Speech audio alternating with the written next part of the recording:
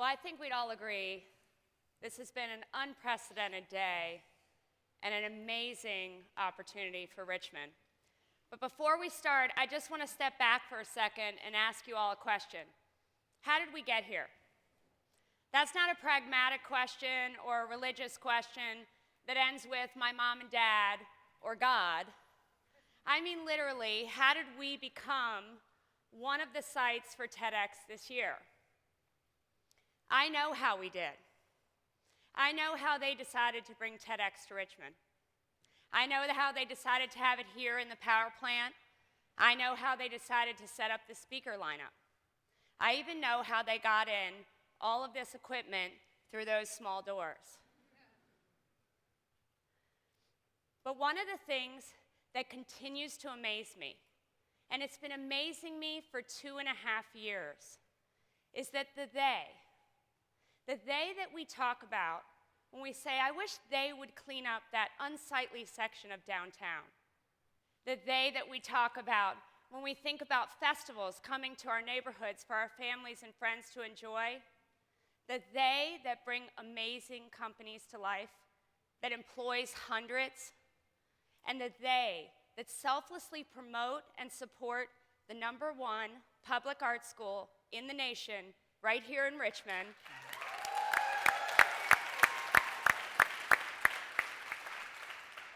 The they, it's us. Not me, not the person sitting next to you, not the guy over there. The they, as it relates to building communities, is you. Now, I worked for a corporate job for 16 years. I drove through the community every day to a place that employed hundreds in the community. I took advantage on the weekend of things that the community had to offer me, and I gave back to the community through nonprofits. But it wasn't until I had the amazing opportunity of doing a startup company that I figured out something that prior to that moment had been completely lost on me. And that was that communities build communities. And maybe you drive by that statement like I used to and say, well, no duh. But if you do, then it's because you haven't experienced what I've seen. 3 years ago in that corporate job, I went to meeting after meeting, day after day, and every person around the table had a job title indicating why they were there. Today, I go to meeting after meeting, day after day about this community, and not a single person around the table has a job that indicates they should be there. They give their time and their talent and their passion for their community. And it's in those meetings that this community has become mine. And like things that you own, you become very passionate about them. And as you know, Richmond is an interesting community, continually in therapy, constantly questioning its childhood and the impact it's had, arguing about where we're going to end up, and even disagreeing on how far we've come.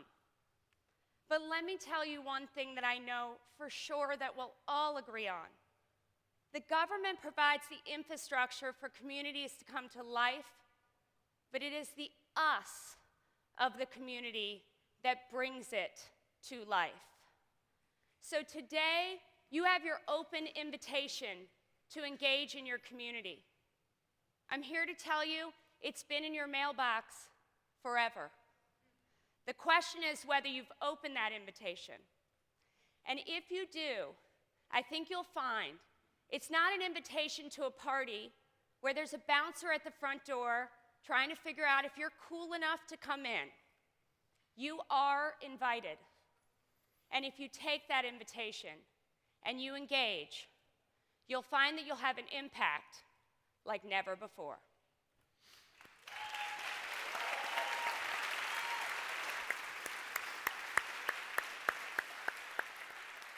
When we began discussing the concept that individuals build communities, it reminded me of a great story that I just recently heard. It's called The Starfish Thrower. It depicts a man who's walking down the beach, and he comes across a boy. The boy is saving starfish that are lying on the beach that have recently washed ashore from a storm. The man says to the boy's son, there are miles and miles of beach and millions of starfish lying here dying. You can't possibly make a difference. The boy reaches down, picks up another starfish, and tosses it in the nearby ocean. He looks up at the man and says, I made a difference with that one.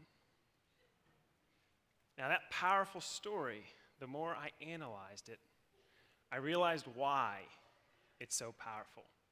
Because it helps all of us see ourselves as the boy saving starfish. But unfortunately, I'm here to tell you that it misleads us all. How? Well, first, the story leads us to assume that actually seeing a starfish is as easy as walking down the beach. And secondly, when you see a starfish, that you'll have this inner belief system that allows you to think, I can make a difference even with just this one. You may not know it, but when I was younger, I was a starfish, lying there on that beach, wishing someone would see me, pick me up, give me that small toss back into the ocean. But I was invisible. You see, our challenge is that starfish are all around us daily, everywhere. A child, in this case the starfish thrower, loves endlessly, knows no boundaries, and isn't afraid to fail. Yet as adults, we've trained ourselves to become that cynical old man, to be cautious of love, to be careful not to step out of bounds, and never, ever allow anyone to see us fail. So what do? How do we fix this so we're the boy saving starfish? Well, first, in order to see the starfish, we must readopt and embrace that hopeful optimism that we all had as children. And secondly, when we actually see a starfish, make that mental shift so that you have an inner belief system that tells you, I can make a difference, even with just this one. We can no longer just stand by and expect that they will save the starfish. This shift in our minds requires us to believe that the they is us.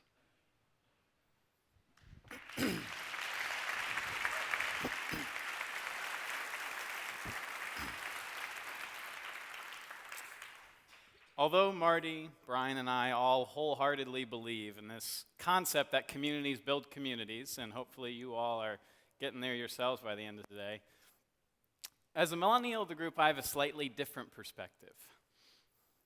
Do you all remember the day when someone asked you the time and you looked at your wrist instead of reached in your pocket? Or maybe the day when a new color TV took the place of your old black and white one at home? Or maybe even the day when the word apple made you think of a piece of fruit rather than a computer? Well, guess what? I don't. And nobody else in my generation does either. We grew up in a very different time that caused us to develop in a very different way. Our collective coming-of-age story has the normal motifs of rejecting authority and demanding that we do it our own way, but it also has a twist. The first part of that twist is that for the first time in human history, we are a generation coming out of our adolescence already equipped with the tools we need to do it our own way. Eric Schmidt, executive chairman of Google, recently said that every 2 days, we create as much information as we did from the dawn of civilization up until 2003. Consider the magnitude of that statement and how it relates to my generation. Due to the wonders of technology and connectivity, there is virtually nothing that we can't access. This means that we, the millennials, have forced ourselves a seat at the table because we simply cannot be ignored. To the older generations, this assertiveness has led them to believe that my generation feels a false sense of entitlement, and we get that. And to be honest, we probably do have a bit of that going on. But I'd like to share one more thing with you today that will hopefully cast our perceived hubris in a new light. And it concerns the things we have witnessed. We grew up watching our peers open fire in their own classrooms. We were the ones sitting in middle and high school when people started whispering about the Twin Towers falling. We were the ones waving goodbye as our older siblings and parents went to war in Iraq and Afghanistan, some never to return.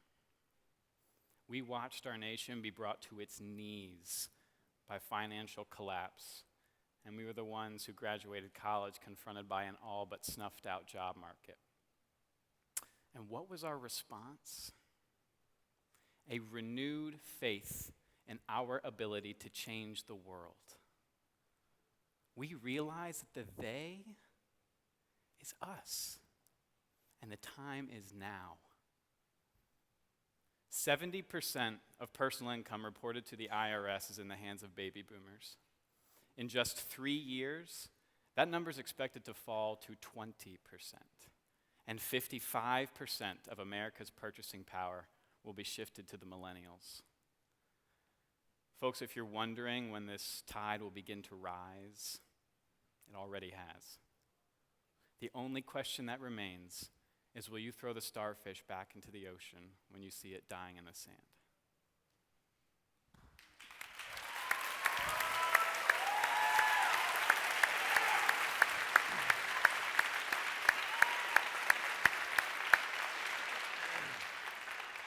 So if the first question was, how did we all get here? The second question should be, how did we, the three of us, get here? There's interestingly about a decade between the three of us. Jeff is 22, Brian is 35, and we'll leave it that there's about a decade between the three of us. But I don't think that it's a coincidence of time and space that we're all three founders of startup companies that have a common theme. Philanthropy is a major enabler of communities, but it's also a significant empowerer of people. Before I met Brian and heard the Starfish story, I used to talk to people all the time about how there's a giver in all of us. I talked to lawyers, bank executives, retail managers, people on the street, and I'd remind them of when we were all little kids and we believed instinctively, each one of us, that we were going to change the world.